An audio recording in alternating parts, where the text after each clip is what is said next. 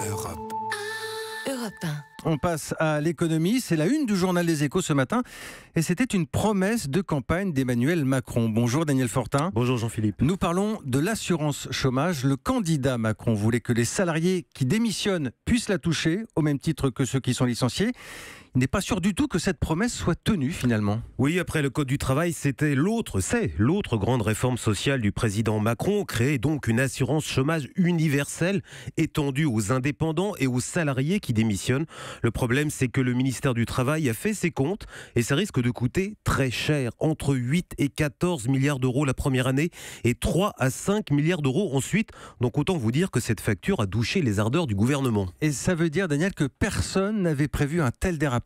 Alors pas vraiment, on tablait plutôt sur un coût global de 2,5 milliards d'euros, mais on avait oublié juste un détail, Jean-Philippe, c'est que le simple fait d'ouvrir les mêmes droits à un salarié qui démissionne qu'à un employé licencié va créer un effet d'aubaine qui pourrait conduire des milliers de gens à quitter leur entreprise prématurément. C'est très sérieux et c'est cet impact qu'essayent de calculer les experts du ministère du Travail.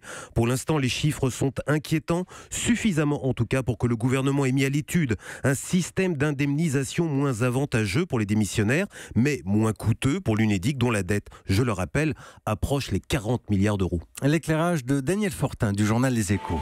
Europe. Europe 1.